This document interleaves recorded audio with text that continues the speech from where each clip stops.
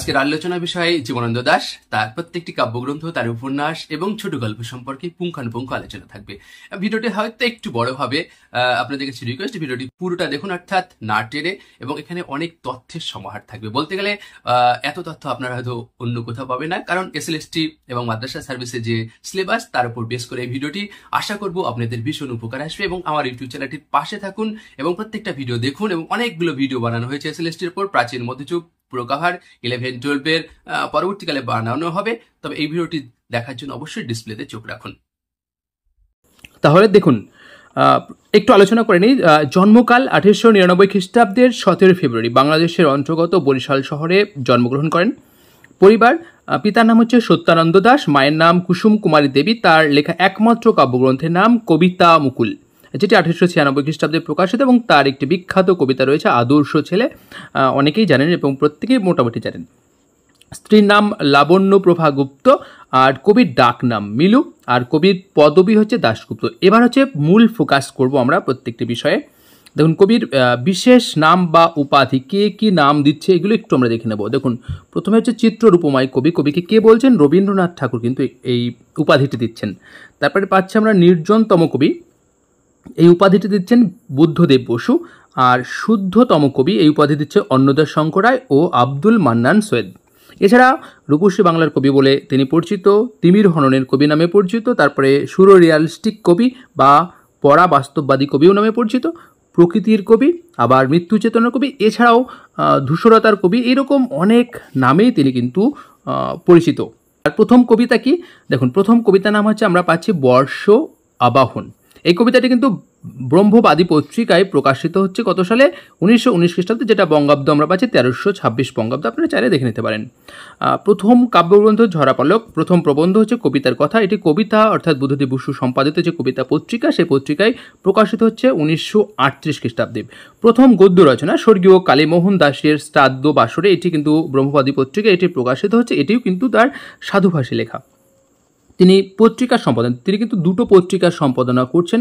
একটা হচ্ছে দেখুন স্বরাজ, এটি 1947 সালে এই পত্রিকা কয়েক মাসের জন্য তিনি করছেন, এবং রোববারে যে সাহিত্য বিভাগগুলো আছে সেই বিভাগে তিনি সম্পাদক ছিলেন।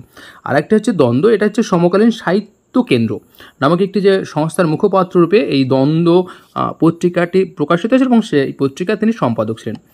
কিছু তথ্য দেখে নিই, তারপরে আমরা তার প্রত্যেকটি কাব্য নিয়ে আলোচনা করব। জীবনানন্দের গবেষক, দেখুন কারা? দেশি বলতে এদেশীয় ব্যক্তি ভূমেন্দ্র গুহ, আর বিদেশি হচ্ছে ক্লিন্টন বি সেলি। এরা হচ্ছে তার বিখ্যাত গবেষক। কবির কাব্যের নায়িকা, জীবনানন্দ দাশের কাব্যের কয়েকটি নায়িকা পাচ্ছি, সেটা হচ্ছে বনলতা সেন, সুরঞ্জনা, সুচেতনা, অরুণিমা সান্যাল ও শেফালিকা বোস। মৃত্যু 1954 খ্রিস্টাব্দে 14 অক্টোবর কবি মারা যাচ্ছেন, এবং কবি বালিগঞ্জ শহরে এক ট্রাম দুর্ঘটনায় আহত হয়ে মারা যান। এটা হচ্ছে তার সম্পর্কে জাস্ট একটু বেসিক ধারণা আমরা নিলাম। এরপর তার প্রত্যেকটি কাব্যগ্রন্থ সম্পর্কে আমরা বিস্তারিত আলোচনা করব। দেখুন, প্রথম যেটি আমরা তার কাব্যগ্রন্থ ঝরাপালক, এই ঝরাপালক সম্পর্কে আমরা একটু দেখে নেব। দেখুন, প্রথম প্রকাশকাল 1927 এবং বঙ্গাব্দ লেখা আছে, তবে কয়েকটি জায়গায় আমরা দেখলাম 1928, কিন্তু অবশ্যই 1927 কিন্তু প্রকাশকাল। পত্রিকায় প্রকাশ এই কাব্যের কয়েকটি কবিতা দেখুন, প্রবাসী, কল্লোল, কালিকলম, প্রগতি, বিজলি, বঙ্গবাণী পত্রিকায় প্রকাশিত হচ্ছে। প্রকাশক কে ছিলেন? এটা হচ্ছে সুধীর চন্দ্র সরকার। আর উৎসর্গ দেখুন কল্যাণিয়াসু।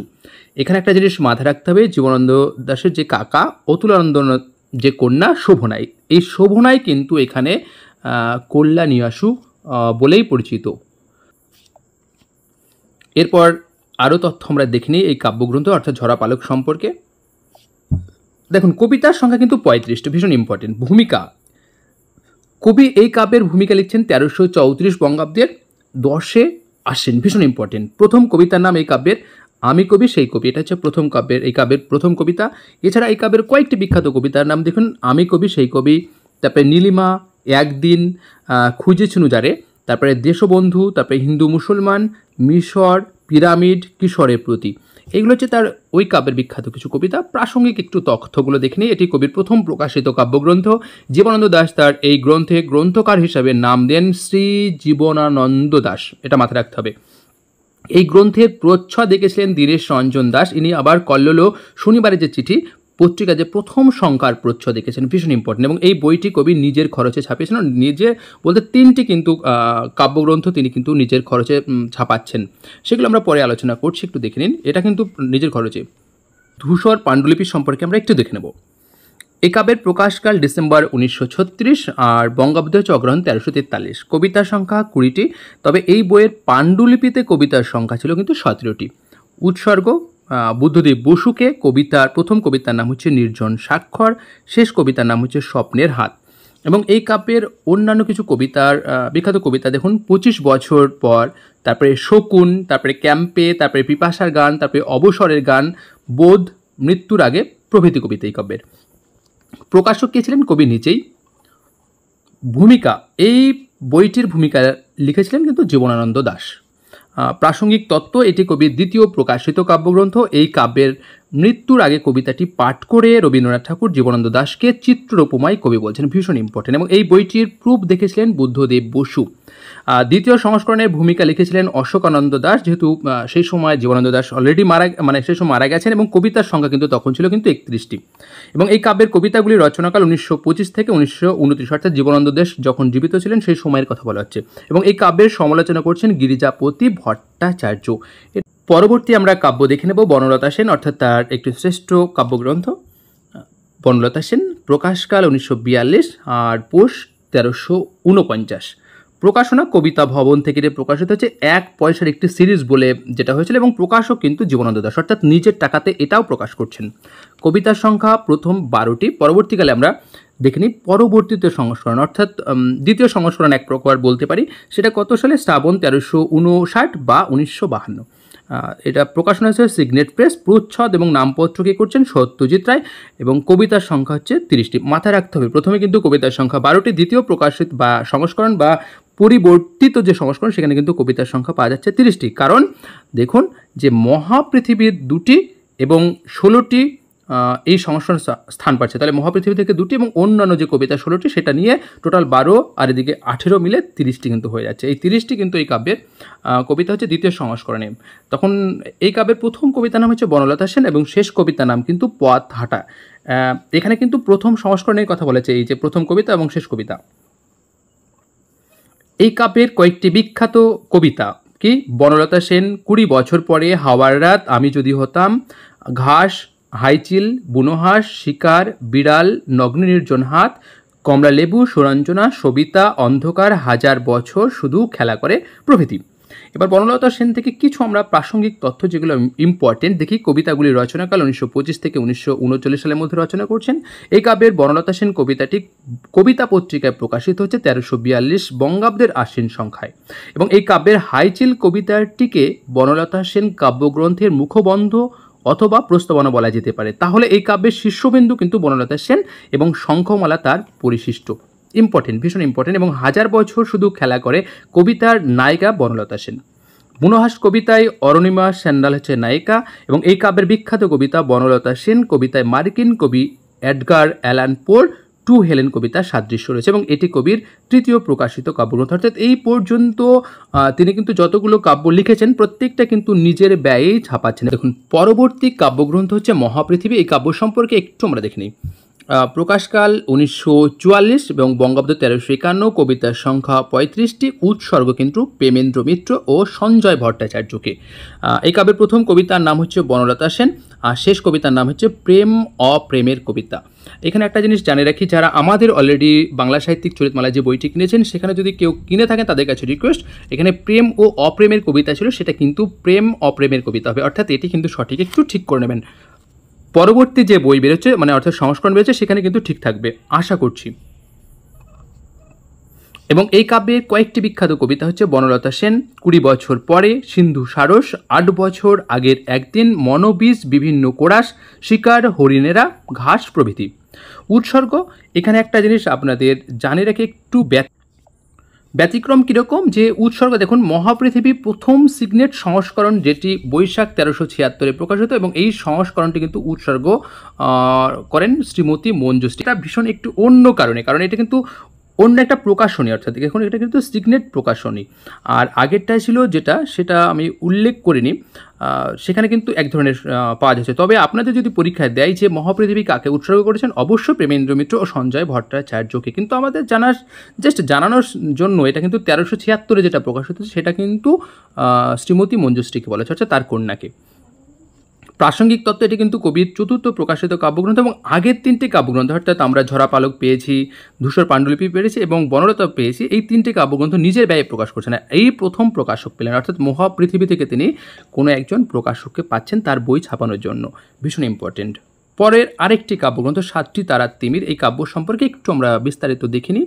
দেখুন, প্রকাশকাল 1948, বঙ্গাব্দ হচ্ছে 1355, কবিতার সংখ্যা 40টি এবং প্রত্যেকটা কবিতায় কিন্তু শিরোনাম যুক্ত ছিল। উৎসর্গ হচ্ছে হুমায়ুন কবিরকে, প্রচ্ছদ শিল্পী হচ্ছে সত্যজিৎ রায়, প্রথম কবিতার নাম হচ্ছে আকাশলীলা, শেষ কবিতার নাম হচ্ছে সূর্য প্রতিম। এবং এই কাব্যের বিখ্যাত কয়েকটি কবিতা দেখুন, আকাশলীলা, সমারূঢ়, তিমির হরণের গান, সেই সব শেয়ালেরা। তবে এই কাব্যের কিন্তু একটা পটভূমিক ভূমিকা রয়েছে, কীরকম, যে বাংলাদেশে যখন দুর্ভিক্ষ, মহামারী এবং বিশ্বযুদ্ধ চলছে, দ্বিতীয় বিশ্বযুদ্ধ, ঠিক সেই সময়ের এই কবিতাটিকে, মানে এই কবিতাগুলো রচিত। প্রাসঙ্গিক তত্ত্ব, এটি কবির পঞ্চম প্রকাশিত কাব্যগ্রন্থ এবং এটিও জীবনানন্দ দাশের জীবদ্দশায় প্রকাশিত শেষ কাব্যগ্রন্থ। এবং এই কাব্যের কবিতাগুলির রচনাকাল 1335 থেকে 1350। আর কবিতার এই বইয়ের নামকরণে বলেছিলেন তারার তিমির, অর্থাৎ তার যে খাতা ছিল সেখানে কিন্তু তারার তিমির উল্লেখ করেছিলেন। আর এবং এই কাব্যগ্রন্থটি প্রকাশিত হয় ভূমিকা ছাড়া, অর্থাৎ এর আগের প্রত্যেকটি কাব্যগ্রন্থের কিন্তু ভূমিকা ছিল, কিন্তু এখানে এই কাব্যের কোনো ভূমিকা নেই। পরে আরেকটি ইম্পর্টেন্ট কাব্যগ্রন্থ, সেটা হচ্ছে রূপসী বাংলা। এই রূপসী বাংলা থেকে অনেক প্রশ্ন আসে। দেখুন, রচনাকাল হচ্ছে মার্চ 1934, প্রকাশকাল আগস্ট 1957, কবিতার সংখ্যা 61, উৎসর্গ হচ্ছে আবহমান বাংলা, বাঙালি। কিন্তু এটা পরীক্ষায় দেয়, ভীষণ ইম্পর্টেন্ট। প্রকাশক কিন্তু সিগনেট প্রেস। ভূমিকা, এই কাব্যের ভূমিকা লিখে দিচ্ছেন কবির ভাই অশোকানন্দ দাশ, কবির ভাই। প্রচ্ছদ শিল্পী সত্যজিৎ রায়। একটা জিনিস আপনাদের জানিয়ে রাখি, ম্যাক্সিমাম বইয়ের কিন্তু প্রচ্ছদ শিল্পী কিন্তু এই সত্যজিৎ রায়। কখনো কখনো পরীক্ষায় দেয়, কারণ বিখ্যাত একজন লোক, তো সেক্ষেত্রে প্রচ্ছদ শিল্পী তো কখনো দিতে পারে। তখন যুগ্ম সম্পাদক, এই যখন এই বইটি প্রকাশিত হচ্ছে তখন দুজন মিলে এটা করছে, কবির বোন শ্রীমতী সুচরিতা দাস এবং ভূমেন্দ্র গুহ, যিনি হচ্ছে ময়ূক পত্রিকার সম্পাদক। নাম, এই কাব্যের পূর্ব নাম ছিল ভীষণ ইম্পর্টেন্ট, এটাও কিন্তু পরীক্ষা দেয়, সেটা হচ্ছে বাংলা ত্রস্ত নীলিমা। এটা পরীক্ষায় ভীষণ ভীষণ ইম্পর্টেন্ট, এগুলো দেয়। কাব্যের নামকরণ, এই কাব্যের নামকরণ করেন কবির ভাই অশোকানন্দ দাস, ভীষণ ইম্পর্টেন্ট। রূপসী বাংলা পাচ্ছে, সেই রূপসী বাংলার নামকরণটা কিন্তু কবির ভাই দিচ্ছেন এটা। আর প্রথম কবিতার নাম হচ্ছে সেই দিন এই মাঠ, আর শেষ কবিতার নাম ভেবে ভেবে ব্যথা পাবো। এবং এই কাব্যের কয়েকটি বিখ্যাত কবিতা, বাংলার মুখ আমি, তারপরে আকাশের 7টি তারা, আবার আসিব ফিরে প্রভৃতি। আর এই কাব্যের অনুবাদক পাচ্ছি ব্রিটিশ কবি জো উইন্টার। এই কাব্যের ছন্দ, এটি হচ্ছে অক্ষরবৃত্ত ছন্দ, তবে বেশিরভাগ কবিতায় কিন্তু সনেট জাতীয়। এবং প্রাসঙ্গিক তত্ত্ব দেখে নিই, এটি কবির 6ষ্ঠ প্রকাশিত কাব্যগ্রন্থ। এটি মৃত্যুর পর প্রকাশিত প্রথম কাব্যগ্রন্থ, অর্থাৎ এর আগে যতগুলো কাব্য ছিল সব কিন্তু জীবিত ছিলেন, আর এটা হচ্ছে মৃত্যুর পর প্রকাশিত একটি কাব্যগ্রন্থ। লেখার খাতায় কবিতাগুলির শিরোনাম দেওয়া ছিল না, কিন্তু এটা ইম্পর্টেন্ট একটা তথ্য। এরপর আমরা আরেকটি কাব্যগ্রন্থ দেখে নেব, সেটা হচ্ছে বেলা অবেলা কালবেলা। প্রকাশকাল 1961, বঙ্গাব্দ 1368, কবিতার সংখ্যা 39টি। এই কাব্যের প্রথম কবিতার নাম হচ্ছে মাঘ সংক্রান্তির রাতে, আর শেষ কবিতার নাম হচ্ছে হে হৃদয়। এই কাব্যের আরও কয়েকটি বিখ্যাত আমরা কবিতা দেখে নিই, যে আমাকে একটি কথা দাও, সূর্য নক্ষত্র নারী, তারপরে হেমন্ত রাতে, তারপরে যত দিন পৃথিবীতে, মহাত্মা গান্ধী, তারপরে মহাগোধূলি, হে হৃদয় প্রভৃতি। এই কাব্যের হচ্ছে কবিতাগুলি। প্রাসঙ্গিক কিছু তথ্য আমরা দেখে নেওয়া আমাদের ভীষণ দরকার, সেটা হচ্ছে এটা জীবনানন্দ দাশের 7ম প্রকাশিত কাব্যগ্রন্থ। এটি মৃত্যুর পর প্রকাশিত। কবিতাগুলির রচনাকাল 1934 থেকে 1950 সালের মধ্যে। এটি জীবনানন্দ দাশের শেষ প্রকাশিত কাব্যগ্রন্থ। গ্রন্থাগারে প্রকাশের জন্য কবি নিজেই কবিতাগুলি বাছাই করেছিলেন এবং এই কাব্যগ্রন্থের নামকরণ কবি কর্তৃক, কিন্তু এটা পরে প্রকাশিত হলেও কিন্তু এই কাব্যের নামকরণ কিন্তু জীবনানন্দ দাশ নিজেই করে গেছেন। এরপর জীবনানন্দ দাশের শ্রেষ্ঠ কবিতা, যেটা একটি সংকলন, এটা প্রকাশকাল মে 1954, কবিতার সংখ্যা কিন্তু 72। এবং এই কাব্যের প্রথম কবিতার নাম কিন্তু নীলিমা এবং শেষ কবিতার নাম পৃথিবীতেই। এবং এটি জীবনানন্দ দাশের একমাত্র কবিতার সংকলন গ্রন্থ। প্রকাশক হচ্ছে সৌরেন্দ্রনাথ বসু, আর প্রচ্ছদ শিল্পী হচ্ছে ইন্দ্র দুগার। আর কবিতা বাছাই, এই সংকলনের কবিতাগুলি বাছাই করেছিলেন বিরাম মুখোপাধ্যায়। ভীষণ ইম্পর্টেন্ট একটা জিনিস যে তার জীবনাদর্শের যে শ্রেষ্ঠ কবিতা আমরা যেটা পড়ি সেটার কিন্তু কবিতাগুলো বাছাই করছেন বিরাম মুখোপাধ্যায়, এবং এই কাব্যগ্রন্থের জন্য তিনি সাহিত্য অকাদেমি পুরস্কার লাভ করছেন। এবার এতক্ষণ আমরা তার প্রত্যেকটি কাব্যগ্রন্থ সম্পর্কে আলোচনা, এবার তার একমাত্র কাব্যগ্রন্থ নয়, এবার প্রবন্ধ গ্রন্থ সম্পর্কে জানবো। সেটার নাম হচ্ছে কবিতার কথা। প্রকাশকাল 1955, বঙ্গাব্দ 1362, প্রবন্ধ সংখ্যা হচ্ছে 15টি। প্রথম প্রবন্ধের নাম হচ্ছে কবিতা, অলরেডি প্রথমেই জানিয়েছে, এবং কবিতা পত্রিকায় প্রকাশিত হচ্ছে 1938 সালে। শেষ প্রবন্ধের নাম হচ্ছে অসমাপ্ত আলোচনা, যেটা চতুরঙ্গ পত্রিকায় প্রকাশিত হচ্ছে, যেটা হুমায়ুন কবিরের, এবং 1953 সালে। একটু দেখিনি। এই কাব্যের কয়েকটি প্রবন্ধ হলো রবীন্দ্রনাথ ও আধুনিক বাংলা কবিতা, কবির আত্মা ও শরীর, তারপরে কবিতার আলোচনা, তারপরে কবিতা পাঠ, তারপরে বাংলা কবিতার ভবিষ্যৎ। এই কাব্যের প্রাসঙ্গিক কিছু তথ্য দেখিনি। এটি জীবনানন্দ দাশের মরণোত্তর প্রকাশিত একমাত্র কাব্যগ্রন্থ, অর্থাৎ প্রবন্ধ গ্রন্থ, কারণ তিনি তো একটি প্রবন্ধ গ্রন্থ লিখেছেন, সেটা হচ্ছে কবিতার কথা, এবং পরীক্ষায় কিন্তু দেয় বারবার। এবার হচ্ছে জীবনানন্দ দাশের উপন্যাস সম্পর্কে দেখে নেব। জীবনানন্দ দাশের মৃত্যুর পর তার 14টি উপন্যাসের সন্ধান পাওয়া যাচ্ছে। ম্যাক্সিমাম উপন্যাসের নামকরণ কিন্তু তিনি করে যেতে পারেননি। সেই উপন্যাসগুলো দেখে নিই। পূর্ণিমা, এটির রচনাকাল 1931, তারপরে জীবন প্রণালী রচনাকাল 1933, প্রেতেনী রূপকথা রচনাকাল 1933, তারপরে বিভা রচনাকাল 1933, নিরুপম যাত্রা রচনাকাল 1933, বাসমতির উপাখ্যান রচনাকাল 1948, মাল্যবান প্রকাশকাল 1973, সুতীর্থ প্রকাশকাল 1977, জলপাইহাটি প্রকাশকাল হচ্ছে 1981, কল্যাণী প্রকাশকাল 2004, এবং বইটির সম্পাদক বইটির নামকরণ করছেন। তারপরে কারু বসনা, তারপরে জীবনের উপকরণ, এই উপন্যাসটি বিভা পত্রিকায় প্রকাশকালের নাম ছিল কিন্তু জীবনযাপন, কিন্তু নিজের খাতায় নামকরণ করেছিলেন অজিত পূর্ণিমা। অর্থাৎ এই কাব্যের যখন জীবনানন্দ দাশ পাণ্ডুলিপি, সেই পাণ্ডুলিপিতে নাম ছিল কিন্তু অজিত পূর্ণিমা। আরেকটি উপন্যাস পাচ্ছি মৃণাল, এবং শেষ উপন্যাস হচ্ছে বিরাজ, এটি 1998 সালে প্রকাশিত। এটি কিন্তু তার অসম্পূর্ণ উপন্যাস, এবং এই উপন্যাসটির নামকরণ করেছিলেন কবি স্বয়ং। রচনাটিকে কবি আবার নবেলও বলে গেছেন। এবার জীবনানন্দ দাশের কিছু ছোট গল্প, মোটামুটি তার অনেকগুলো ছোট গল্পের সন্ধান পাওয়া যাচ্ছে, সেগুলো সম্পর্কে একটু দেখে নিই। তার কয়েকটি ছোট গল্প সম্পর্কে দেখে নিই, যেমন একঘেয়ে জীবন, বিবাহিত জীবন, তারপর বিলাস, ছায়ানট, হাতের তাস, মেয়ে মানুষের ঘ্রাণ, নিরুপম যাত্রা, এই নামে কিন্তু তার একটি উপন্যাস রয়েছে। তারপরে পৃথিবীটা শিশুদের নয়, তারপরে পূর্ণিমা, এই একই নামেও একটি উপন্যাস রয়েছে। তারপরে তাজের ছবি আর উপেক্ষা শীত। আমি বাকি আলোচনা করি, তবে আরও 2-4টি তথ্য সেখানে আমরা জানিয়ে দিচ্ছি। দেখুন, অন্যান্য তথ্যের মধ্যে আজ, এটি প্রগতি পত্রিকায় প্রকাশিত জীবনানন্দ দাশের দীর্ঘতম কবিতা। কবিতার লাইন ছিল 320টি, এবং কবিতাটি কোনো গ্রন্থভুক্ত হয়নি। তারপর 1344 সালের আশ্বিন সংখ্যায় কবিতা পত্রিকায় ও হৈমন্তিকা নামে একটি কবিতা প্রকাশিত হয়। পরে কবিতাটি 7টি তারা তিমির গ্রন্থে আকাশলীলা নামে গ্রন্থ উদ্বৃত্ত হয়। এটা ভীষণ ইম্পর্টেন্ট। তারপরে দেশবন্ধু চিত্তরঞ্জন দাশের মৃত্যুতে কবি লিখছেন দেশবন্ধুর প্রয়াণে, এটি বঙ্গবাণী পত্রিকায় প্রকাশিত হচ্ছে। তারপরে কল্লোল পত্রিকায় জীবনানন্দ দাশের নীলিমা নামে একটি কবিতা প্রকাশিত হচ্ছে। ভুলক্রমে কবির নাম ছিল কিন্তু জীবনানন্দ দাশগুপ্ত। আর ক্যাম্পে কবিতাটি পরিচয় পত্রিকায় প্রকাশিত হয়, এবং কবিতাটিকে চূড়ান্ত অশ্লীল বলে মন্তব্য করছেন সজনীকান্ত দাশ, এবং জীবনানন্দ দাশের গল্পের সংখ্যা 97টি। মোটামুটি এই ছিল আজকের আলোচনা। আশা করব আলোচনাটি আপনাদের কাজে আসবে, এবং ভিডিওটি আপনাদের হয়তো উপকৃত হবেন আপনার এই ভিডিওর মাধ্যমে। তো আপনাদের কাছে রিকোয়েস্ট, যদি আপনাদের ভিডিওটি ভালো লাগে অবশ্যই কিন্তু কমেন্ট করবেন, আপনাদের কাছে রিকোয়েস্ট, এবং অবশ্যই লাইক করবেন, এবং যারা আমার ইউটিউব চ্যানেলের প্রথম, অবশ্যই সাবস্ক্রাইব করে পাশে থাকবেন, এবং অন্যদের মাঝে শেয়ার করার অনুরোধ রইল। তো এখানে শেষ করছি আজকের আলোচনা। ধন্যবাদ।